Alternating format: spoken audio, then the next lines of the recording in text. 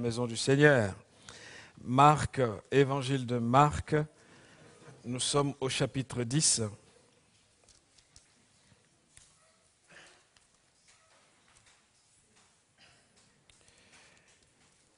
Marc chapitre 10 et nous prendrons notre lecture à partir du verset 46. Nous lisons, il est écrit ceci dans Marc 10, 46. Ils arrivèrent à Jéricho et lorsque Jésus en sortit avec ses disciples et une assez grande foule, le fils de Timée, Bar Timée, mendiant, aveugle, était assis au bord du chemin. Il entendit que c'était Jésus de Nazareth et il s'est mis à crier « Fils de David, Jésus, aie pitié de moi !» Plusieurs le reprenaient pour le faire taire, mais il criait beaucoup plus fort « Fils de David, aie pitié de moi !» Jésus s'arrêta et dit « Appelez-le !» Ils appelèrent l'aveugle en lui disant « Prends courage, lève-toi, il t'appelle. » L'aveugle, jetant son manteau et se levant d'un bond, vint vers Jésus. Jésus, prenant la parole, lui dit « Que veux-tu que je te fasse ?» « Rabouni, lui répondit l'aveugle, que je recouvre la vue. Et Jésus lui dit « Va, ta foi t'a sauvé. » Aussitôt, il recouvra la vue et suivit Jésus dans le chemin. Nous allons prier le Seigneur. Tendre Père, nous venons à toi ce matin avec ta parole. Réunis, Seigneur, autour de cette parole, nous voulons nous placer à l'écoute de ta personne, de ta voix, entendre ta voix ce matin. Et merci parce que lorsque tu nous parles pour nous édifier, tu nous parles pour nous encourager, pour nous exhorter. Alors Seigneur, que ta présence ce matin soit encore manifeste au travers de cette parole. C'est vrai que nous la partageons avec nos mots d'hommes, mais poussés par le Saint-Esprit, nous voulons que ce que chacun recevra soit vraiment amplifié par ton onction, par ta grâce. Seigneur, dirige toutes choses pour la seule gloire de ton nom et nous voulons que le nom de Jésus ce matin soit glorifié, que ton nom soit béni, que ton nom soit exalté. Nous prions, Seigneur, dans le nom de Jésus. Amen. Je sais que ce récit, cette histoire de Bartimée, nous l'avons entendu plusieurs fois. Nous, je vais dire nous qui sommes habitués à l'église, nous chrétiens, nous avons entendu parler de ce qui s'est passé dans la ville de Jéricho ce jour-là. Ce jour-là, quelque chose va se dérouler, va se passer dans la vie de cet homme Bartimée dont on nous décrit le profil. Les gens savaient, connaissaient son père, son papa s'appelait Monsieur Timée, voilà, Timée. Et l'entourage connaissait également sa condition. Il savait que c'était un homme mendiant, il mendiait pour survivre. Et toute sa vie dépendait de ce que la générosité, la bonté des passants pouvaient lui accorder. Mais on pouvait aussi, il y a ce que la Bible nous dit, on savait où il était. La Bible dit qu'il était placé au bord du chemin. Il y avait une adresse où on pouvait retrouver cet homme, parce qu'il était connu de tous que cet homme n'avait pas sa part avec les gens en bonne santé, les gens reconnus dans la société. Son travail était d'être placé au bord du chemin. Alors peut-être qu'il y a des parallèles entre ce que tu vis au niveau personnel et ce que vivait cet homme en son temps. C'est peut-être ton cas de te retrouver complètement dépendant de ce que les autres vont te donner. Peut-être que toute ta vie, tu dépends, jusqu'ici en tout cas, tu dépends de ce que la sécurité sociale te donne ou toutes les aides que l'État te donne. Et tu n'as pas de perspective, tu n'as pas d'horizon et ta vie est résumée à ce que la société peut t'accorder. J'aimerais te dire qu'il y a une bonne nouvelle, c'est que Jésus est là pour changer l'histoire de ta vie. Jésus est là pour changer l'histoire de ta vie. Telle était la rencontre entre ce jour-là, Jésus de Nazareth, le fils de David, le roi des rois, et cet homme Bartimée. Et plus rien, je veux dire, ne sera jamais comme avant si ce matin tu apprends à accepter la rencontre que le Seigneur te propose. Souvent, nous nous débattons avec nos problèmes et nous rejetons ce que Dieu veut faire dans notre vie. La Bible dit que Dieu a tant aimé le monde et il a donné pour cela son Fils unique, afin que quiconque croit en lui ne périsse point, mais qu'il ait la vie éternelle. La vie éternelle, d'abord, une relation personnelle avec Dieu, mais cette relation a des incidences sur le présent. Aujourd'hui, même ici sur terre, cette relation a des incidences. Mes amis, Jéricho était un lieu formidable pour l'histoire du peuple d'Israël déjà, mais aussi un lieu formidable parce que c'était à cet endroit-là que la vie de Bartimée a été transformée. Quelle que soit ta condition, quel que soit ton problème, apprends à regarder au bon endroit. Si le regard est porté vers Jésus, je te le dis ce matin, Jésus est capable de transformer profondément, radicalement l'histoire de ta vie. Je ne sais pas, en venant ce matin, quelles sont tes attentes? Qu'est-ce que tu t'es dit? Pourquoi tu es là? Et tu es là peut-être en train de pleurer, de regretter tout ce que tu as perdu ou peut-être tout ce que tu n'as pas encore obtenu. Et tu es là dans les larmes. J'aimerais te dire que celui que nous adorons, le Dieu que nous prions, est là pour changer l'histoire de notre vie. Lorsque notre route croise la bonté des dieux, jamais l'homme ne reste le même. Quand nous croisons la bonté des dieux, et le prophète Jérémie nous le disait déjà en son temps, il disait que chaque matin, Dieu renouvelle à notre égard ses bontés. Il renouvelle à notre égard ses compassions. Alors peut-être que certains sont responsables de ce qui leur arrive. Ils payent ce qu'ils ont été chercher eux-mêmes. Mais j'aimerais te dire que le Dieu de la Bible est un Dieu qui oublie notre passé. J'aime ce que l'apôtre Paul dit. Autrefois, nous étions condamnés, mais aujourd'hui, nous avons une relation avec Dieu. J'aimerais te dire que Dieu ne cherche pas des gens parfaits. Son travail est de prendre les imparfaits et de les perfectionner progressivement jusqu'à ce que ce jour-là, lorsque Jésus reviendra, nous puissions hériter définitivement le règne de Dieu avec lui. Quelles que soient les erreurs du passé, quelle que soit la condition dans laquelle tu es, j'aimerais te dire que le Dieu de la Bible est là pour toi. Alors, des rencontres qui changent la vie, mais des rencontres qui demandent également une rupture profonde parce que Bartimée, lorsque Jésus est arrivé ou Jésus est passé par là, quand il a croisé le chemin de Jésus, cet homme n'était plus le même. Le drame souvent, c'est que lorsque nous rencontrons le Seigneur Jésus et que sa grâce nous est manifestée, nous demeurions les mêmes personnes, c'est-à-dire les gens qui étaient pécheurs avant, mais qui continuent à l'être encore. C'est triste. Ce matin, mon but, c'est vraiment de te montrer que la grâce de Dieu est à ta portée. Parfois, l'homme croit qu'il a tous les moyens entre ses mains. Ecclésiaste nous avertit au chapitre 8 d'Ecclésiaste, verset 8, il nous fait comprendre une chose importante, c'est que l'homme n'est pas maître de son souffle pour pouvoir le retenir. Alors je sais que peut-être que tu es jeune, tu es là, tu te dis mais je le ferai en mon temps, j'ai la vie devant moi, je le ferai un jour quand j'aurai croqué la vie dans tous les sens et que mon corps s'affaiblirait. Alors je me donnerai au Seigneur. Ça, c'est une erreur monumentale. Quand Jésus passait par la ville de Jéricho, rien ne pouvait garantir qu'il reviendrait encore sur ce chemin. Aujourd'hui, si tu entends la voix de Dieu, c'est le jour d'ouvrir ton cœur et de laisser la grâce de Dieu pénétrer ta vie, toucher ton intérieur, changer ton identité, transformer ta condition pour te donner la vraie liberté. Ecclésiaste nous dit, l'homme n'est pas le maître de son souffle pour pouvoir le retenir.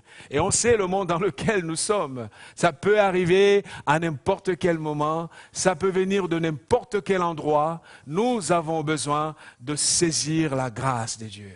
Nous avons besoin de saisir la main de Dieu. Et Ecclésiaste nous dit, il n'a aucune puissance, l'homme, sur le jour de la mort.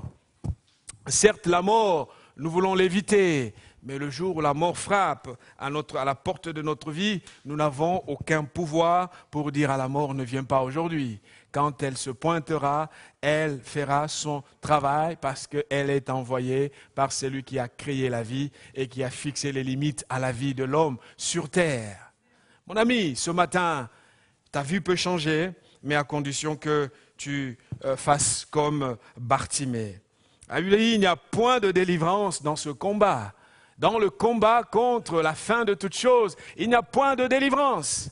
Raison pour laquelle il est important, je mets l'accent sur ce point parce que quand je suis conscient de ma finitude, de mes limites en tant qu'être humain, je saisirai la portée de la grâce de Dieu. Parce que Dieu, quand il se révèle à moi, Dieu ne me sollicite pas pour me dire que, écoute, si tu ne fais pas... Non, Dieu voit la vie. Dieu a les temps entre ses mains. Et quand il frappe à la porte de ma vie, c'est pour me manifester sa bonté et sa bienveillance. Comment donc Bartimée a-t-il pu changer ou a-t-il eu sa vie changée? Premier point, Bartimée a su saisir le temps de la visitation divine. C'est très important, savoir saisir le temps où Dieu nous visite. Alors la visitation de Dieu n'est pas fonction de notre agenda, de notre calendrier. Vous vous souviendrez de ce jeune homme riche qui rencontre Jésus et dit à Jésus, écoute, il faut que j'aille d'abord faire ceci, que je mette l'ordre et que je... Parce qu'il avait son calendrier. Vous savez, lorsque Dieu se révèle à nous, Dieu veut que nous puissions en même temps, le même jour, au même instant, lui faire confiance et lui donner notre cœur. Parce que, à force d'entendre le message de l'Évangile, à force d'entendre la parole, de la lire et de ne rien faire, le cœur de l'homme finit par s'endurcir. Si Pharaon, dès le départ, avait laissé partir Israël, selon l'ordre de Dieu, je ne pense pas qu'il allait perdre ses enfants, qu'il allait perdre son armée, qu'il allait perdre l'élite de son pays.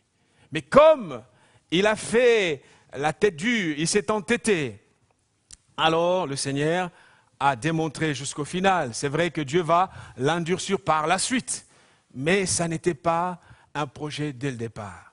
Mon ami Bartimée a su saisir le temps de la visitation de Dieu. L'apôtre Paul, déjà en son temps, avertissait dans 2 Corinthiens chapitre 6, verset 2, il nous dit « Au temps favorable, je t'ai exaucé, au jour du salut, je t'ai secouru. » 2 Corinthiens 6, 2, « Voici maintenant le temps favorable, voici maintenant le jour du salut. » On aime bien il faut que d'abord, ça c'est pour les jeunes, j'ai vu les jeunes, si je me convertis maintenant, mais qu'est-ce que je vais devenir et est-ce que vraiment je vais y arriver? Non, la conversion, mon ami, est un appel et une fois qu'on répond à l'appel, Dieu pourvoit sur le chemin, il nous donne ce qu'il nous faut.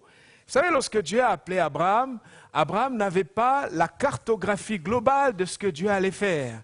Dieu commence par lui dire, sors du pays de tes parents, de la Chaldée, là où tu es, je te montrerai. Avec Dieu, c'est une histoire de la foi, c'est une histoire de confiance progressivement. Dieu n'est pas censé de nous dévoiler toute notre vie.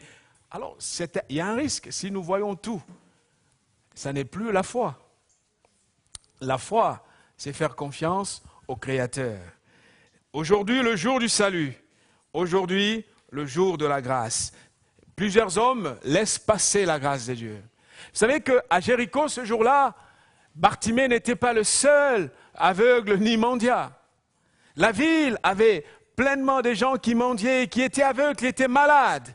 Il y en avait nombreux dans la ville. Tout comme on peut aujourd'hui être à Paris, nous connaissons le nombre des mendiants et des pauvres qui existent dans la ville de Paris.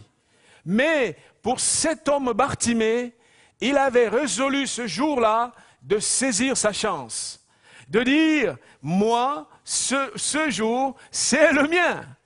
Je ne laisserai pas passer la visitation divine. Je vais prendre ma part aujourd'hui. Je veux aller voir Jésus aujourd'hui. J'aimerais te dire que Jésus n'a jamais guéri tous les malades de toutes les villes, de tous les pays où il est passé. Il a guéri les malades qui sont venus vers lui. Alléluia. Ou quelques-uns que par sa souveraineté, lui-même est allé vers eux pour leur accorder la guérison. Alors ne dis pas que l'autre ne le fait pas, moi je ne le ferai pas. Non, chacun a sa vie, chacun a son appel. Si tu veux que ta vie soit définitivement impactée par la divine puissance, c'est aujourd'hui qu'il te faut saisir le temps de la visitation de Dieu. Le temps de Dieu, mes amis, n'est pas le nôtre. Le temps de Dieu, ou le temps selon Dieu, n'est pas le temps selon l'homme. Nous n'avons pas tous, en tout cas les hommes et Dieu, nous n'avons pas la même perspective des choses. Dieu est éternel. Dieu est parfait. Dieu est au-dessus de nous. Dieu gère le temps. Et quand il nous parle, nous devons vraiment lui faire confiance et nous dire, si Dieu parle, il est important pour moi de me soumettre à cette voie parce que c'est la voie qui me mène vers la vie. L'homme a un regard qui est terrestre. L'homme a un regard qui est corrompu. Parce que le temps de Dieu n'est pas un temps qui reviendra tout le temps. Un Corinthien nous parle, le kairos, ou l'instant où Dieu touche, où Dieu convainc notre cœur, où Dieu frappe à la porte de notre cœur. C'est un instant qui nous rappelle le moment favorable. Comme il est écrit dans Actes chapitre 24, le moment favorable. Un temps qui nous propose une opportunité à saisir. Un temps qui nous rappelle l'occasion, le temps qui est fixé par Dieu. Raison pour laquelle vous avez des gens qui, lorsque la visitation de Dieu leur a été présentée, ils ont rejeté, ils ont décliné l'offre de Dieu et par la suite, ça a été des pleurs et des larmes. Ne fais pas comme tout le monde, inspire-toi de l'exemple de Bartimée. Bartimée a dit, aujourd'hui, ma vie doit changer. Aujourd'hui, ma condition peut changer. Tu es dans l'esclavage de toute forme d'addiction. Ce sont les démons qui te possèdent dans ce cas-là. On ne peut pas être le temple de Dieu et être l'habitation des démons. Il y a une compatibilité lorsque celui qui se dit avoir reçu Jésus, qui se dit avoir cru en Jésus-Christ, démontre les formes de dépendance démoniaque. Notre corps est le temple de la sainteté, de la présence de Dieu. Tu as besoin de comprendre que la grâce de Dieu pour ta vie, elle est là. Certes, tu diras, mais il est dans mon église, elle est dans mon église, elle fait ça, il fait ça. Ça, c'est son problème. Bartimée a pris la résolution que ce jour-là, l'histoire de sa vie devait absolument changer. Et pour que cela le soit, Bartimée a saisi l'opportunité que Dieu lui présentait. Vous savez, l'opportunité, c'est quoi? C'est quand le temps favorable de Dieu vient à notre rencontre. Les femmes, les 10 vierges, nous connaissons ce Matthieu 25, l'histoire des 10 vierges. Il y en avait 5 qui étaient sages, 5 qui étaient folles. Toutes les 10 partaient avec la même provision.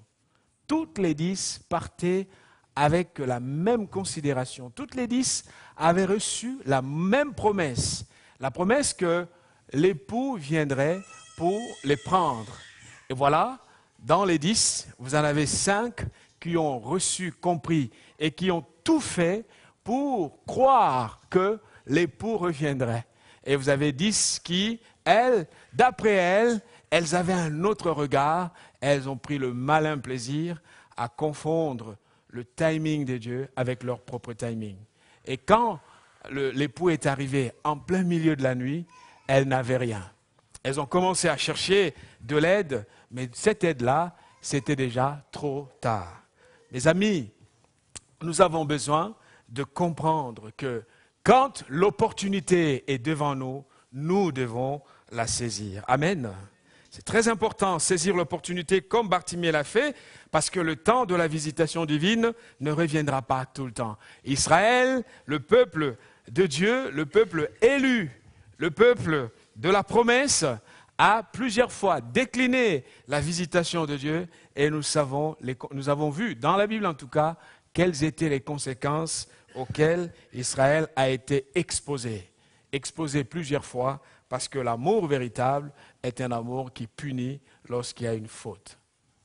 Deuxième chose que Bartimée va faire, Bartimée va prendre la décision. Non seulement il a saisi l'opportunité, mais l'opportunité, ce n'est pas pour que nous restions spectateurs de ce que Dieu fait. L'opportunité nous pousse à l'action. Il a agi. Il a agi. Vous aurez vu, nous l'avons lu, lorsque Bartimée apprend que Jésus est arrivé, tout de suite autour de lui, les gens vont tenter de lui demander de se taire. Ils vont lui mettre la pression. Tais-toi. Qui a dit que Dieu n'écoutait pas les cris?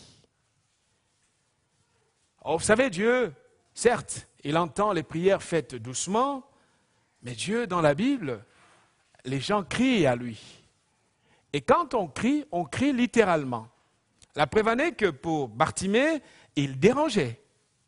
Il lance des cris, on dit mais non, calme-toi. On aurait pu, peut-être que c'était avec violence, tais-toi, tais-toi. Et d'autres encore pouvaient sublimer le reproche en disant, vous savez, mais bon, tu sais, Dieu, si c'était les Français, nous les Français, on aime bien ça, si c'était les Français, il lui aurait parlé avec humour. Est-ce que Dieu a besoin vraiment d'entendre les cris forcément? Si tu parles calmement, il entendra. Non. La question pour Bartimée ce jour-là, c'était que les gens qui lui parlaient n'avaient pas son problème. Ils étaient en bonne santé, ils étaient bien, ils avaient leur toit, ils avaient peut-être femme et enfants, ils avaient une autre condition, en tout cas leur description n'était pas celle de Bartimée. Bartimée, on le reconnaît par rapport à son père, on le reconnaît par rapport à sa fonction, à ce qu'il fait, mendiant. Et cela ne s'arrête pas là, il est catégorisé comme quelqu'un que l'on amenait tous les matins pour le poser au bord de la rue pour qu'il demande l'aumône. Mon ami, n'écoute pas quelqu'un qui est bien, qui va bien et qui vient te faire des leçons morales. Il n'y a pas d'un modèle d'un chrétien pour dire, lui, il est... Ça, celui avec son expérience avec Dieu. Toi, cherche Dieu, cherche-le sincèrement.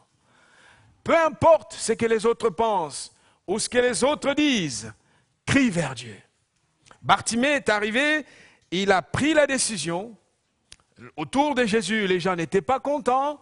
On pensait qu'il embêtait, qu'il criait, qu'il dérangeait. Ça faisait beaucoup de bruit. Mais Bartimée n'a pas tenu compte de cela. Plusieurs fois, beaucoup de personnes arrêtent ou manquent la bénédiction de Dieu lorsqu'ils détournent le regard du Seigneur pour le placer vers ce que les gens disent. Si Bartimée avait pris en compte les paroles des autres, il n'aurait jamais continué à crier vers Jésus. Ton problème, c'est que tu fais tellement confiance à ce que les autres disent au point d'oublier ce que Dieu dit. Nous ne sommes pas à la recherche de l'approbation des hommes, Paul disait.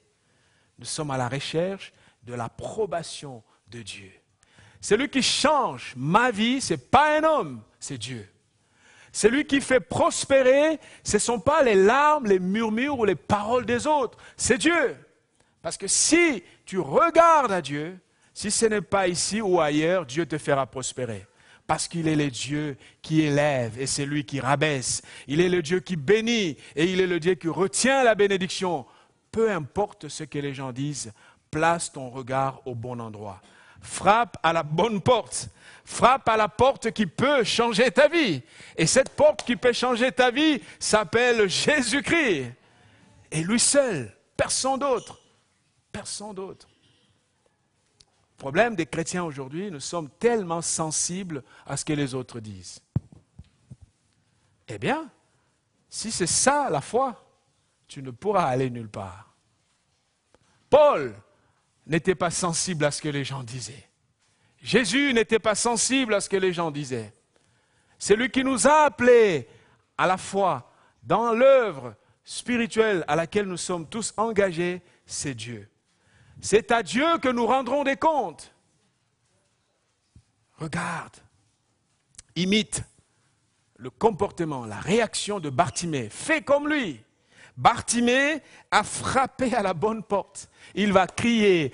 Et vous savez, lorsqu'on lui disait de se taire, c'est alors qu'il criait davantage. Il criait davantage. Et quand on crie, il est important de crier à la bonne personne. Lorsqu'il y avait la famine en Samarie, une grande famine, une famine au point que les gens commençaient les êtres humains commençaient à manger les bébés. Hein? Ça a dérapé complètement. Alors, un couple, en tout cas 2 voisins vont se mettre d'accord, écoute, on va préparer ton enfant aujourd'hui et quelques jours après, ça sera le tour du mien. Ben bon, ils préparent l'enfant du voisin, ils mangent, c'est grave, hein? Je vois vos yeux tout de suite, c'est dans la Bible. Hein? Et ils mangent, et après arrive le tour de l'autre famille, et la maman dit, non, vous savez, il y a des moments où on se ressaisit. Hein? On dit, non, non, non. Et là, il y a un problème. L'autre crie vers le roi. Le roi d'Israël était en train de faire le tour sur son palais. Et le roi, à l'intérieur de ses vêtements, il avait mis un sac. Parce que la famine était à un point, au point que tous les gens étaient désespérés. La femme crie vers le roi. « Oh roi, fais-moi justice. » La femme a dit, « Suis-je Dieu pour que tu cries à moi ?» Parfois, nous voulons croire que des gens peuvent être notre solution. Nous crions au mauvais endroit. Imaginez, le roi était incapable de répondre aux besoins de son peuple. Avec la puissance qu'il avait, avec la position qu'il avait, avec l'influence qu'il avait, il n'était tout simplement pas capable de résoudre ce problème. Qu'est-ce que les gens vont faire? Ils vont crier à la bonne personne. Le cri de détresse, élève ta voix vers Dieu. Bartimée a crié. Bartimée va lancer les cris et il va dire, « Fils de David, aie pitié de moi. » Aie pitié de moi. Bartimée, en criant comme ça, imaginez les gens autour de lui. Qu'est-ce qu'ils pouvaient se dire? Mais peu importe ce qu'ils se disent, Bartimée a compris que, en criant vers Jésus, lui, le fils de David, Bartimée s'inscrivait dans une perspective de la prophétie de Dieu. Dieu a dit à Samuel, à Salomon, qu'il lui donnera un fils qui sera sur le trône éternel. Et ce trône éternel, peut-être on peut croire que c'était Salomon directement. Quand Dieu parlait à David, c'est ce que je voulais dire. Quand Dieu parlait à David, mais non, c'était en prévision de ce que Jésus allait faire. Et le prophète Ésaïe nous le dit, dans Ésaïe 35, prenez votre Bible, verset 4. La prophétie dit ceci, dites à ceux qui s'affolent, Ésaïe 35, verset 4, dites à ceux qui s'affolent, soyez forts, ne craignez pas, voici votre Dieu. C'est la vengeance qui vient, la rétribution de Dieu. Il vient lui-même vous sauver. Alors, les yeux des aveugles verront et les oreilles des sourds s'ouvriront. Alors, le boiteux bondira comme un cerf et la bouche du muet criera de joie. Des eaux jailliront dans les déserts, des torrents dans la steppe, parce que le fils de David, le roi des rois, est bien présent. Mon ami, tu as peut-être frappé à toutes les portes, chez les médecins. Tu as essayé par tes propres moyens. Tu as été chez les psychologues. Tu as fait ce qu'il fallait. Tu as été chez tel spécialiste. Mais le problème est resté intact. Mon but ce matin, c'est de te dire, élève la voix vers la bonne personne. Cette bonne personne, c'est Jésus-Christ. Et il est là ce matin pour changer l'histoire de ta vie. Bartimée était avancé en âge. Il était désespéré. Il ne pouvait jamais s'imaginer que ce jour-là, tout allait changer. Mais quand il a vu Jésus venir, il a dit, ça y est, il faut que j'y aille. C'est mon jour. Si ce matin, là où tu es, tu dis que c'est ton jour, alors Dieu qui est dans les cieux te visitera et il te touchera. Tu seras étonné de ce que Dieu va faire ce matin dans cette église pour toi. Tu seras étonné. Je dis qu'il n'a pas laissé les propos des autres l'influencer.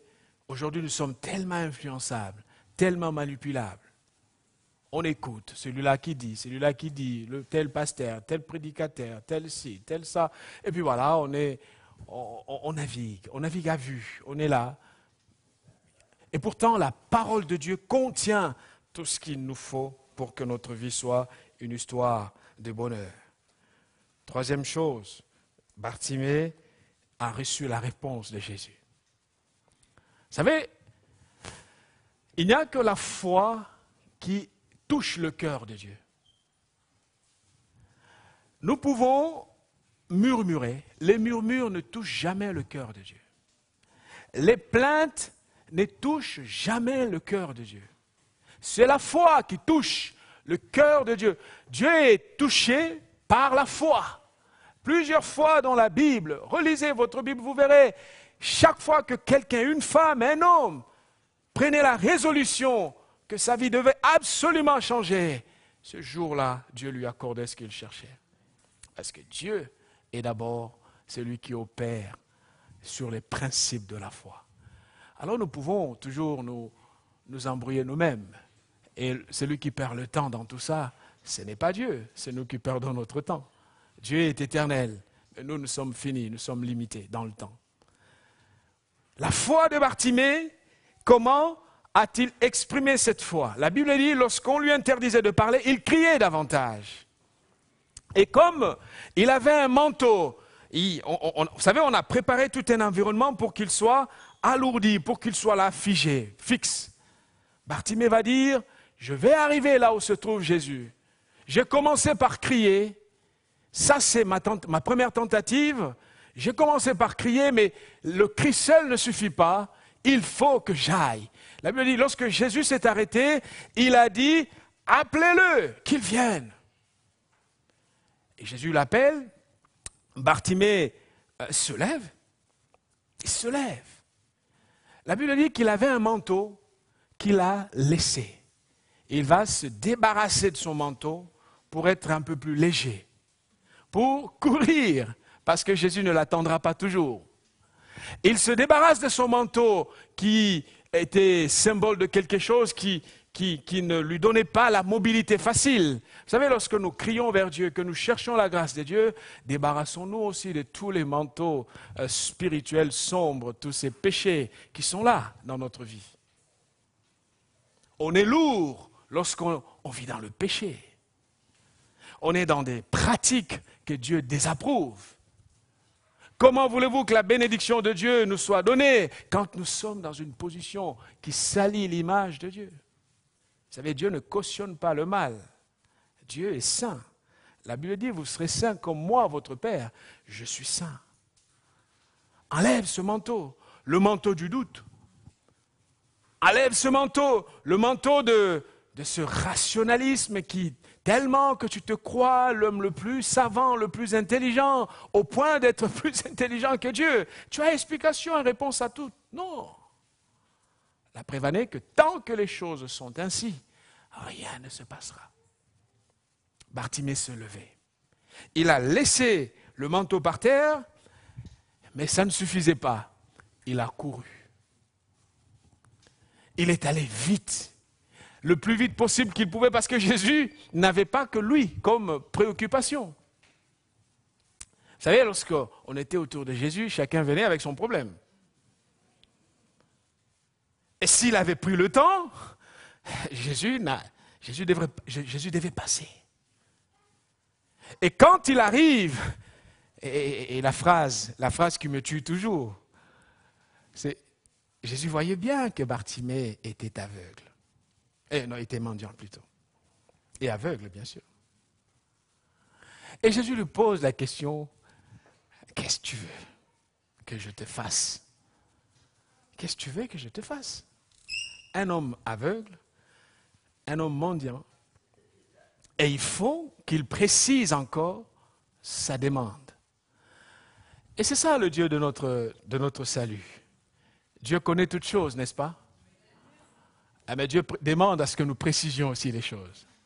Parce qu'en fait, dans la prière ou lorsque les gens viennent, ils ont tellement des idées, ils ont tellement des questions, des besoins, au point que parfois, c'est Paul qui dit que quand nous prions, nous ne savons pas vraiment ce qu'il nous convient de demander à Dieu. Autrement dit, toutes nos prières, nous prions mal en fait. Nous demandons mal. C'est pour cela que nous ne recevons pas. Et Jésus lui dit, tu veux quoi, Bartimée? Parce que Bartimée aurait pu être embrouillé dans sa tête pour dire, donne-moi de l'argent. Il était mendiant, n'est-ce pas? Il aurait pu demander de l'argent. Mais Bartimée va demander ce qui est plus important. Parce qu'il savait pertinemment que s'il recourait la vue, l'argent, il aura. Mon ami, si tu laisses ton cœur être touché par la grâce de Dieu, la gloire que tu cherches sera une récompense que Dieu te donnera. L'élévation que tu cherches, Dieu te la donnera. Le travail que tu cherches, Dieu te le donnera. Et lui-même prendra soin de toi. Il prendra soin de toi parce qu'il est le Dieu qui nous prend. La Bible dit qu'il prend de la poussière un indigent, il le lève. Il le fait asseoir avec les grands. Ne cours pas après le matériel. Dieu donne à ses enfants. Cherche premièrement le royaume des dieux. Que tes yeux spirituels s'ouvrent, que tu vois le royaume des dieux, alors le Seigneur te donnera le reste. Le reste n'est que simplement des bonus. Avec Dieu, Dieu rajoute des bonus et il nous élève. N'aie pas peur. Ouvre ton cœur. Laisse Dieu être le centre. Recouvre la vue. Tu es encore aveugle. Tu crois voir, tu crois connaître. La vraie connaissance, c'est lorsque tu connaîtras le Fils de Dieu. La vraie vision, c'est quand Jésus vient pour enlever ton aveuglement spirituel, pour te permettre de voir justement, de voir ce que Dieu voit, de voir au bon endroit. Mes amis, nous sommes dans les derniers temps. Le monde est dans une phase difficile, très difficile. Parfois, quand je voyage, les gens prient beaucoup pour moi parce que je suis en France, à Paris. Les gens ont pitié de nous. Certes, partout ça barde, mais à Paris, c'est encore particulier. Saisissons la grâce de Dieu. Saisissons la grâce de Dieu. Ne pensons pas que Dieu, c'est une histoire d'âge. Tu es jeune, ouvre ton cœur au Seigneur. Donne ta vie à Jésus-Christ. L'enfer existe. La condamnation éternelle existe. C'est aujourd'hui le jour du salut. C'est aujourd'hui le jour de la grâce. Jésus est là dans cette salle. Si tu ouvres ton cœur et que tu l'invites, il sera le maître de ta vie. Plus rien ne sera jamais comme avant si Jésus, le Fils de Dieu, prend la place dans ton cœur. Si ton chemin croise le chemin du roi des rois, tu verras que tout sera transformé. Que le Seigneur nous fasse grâce. Alléluia.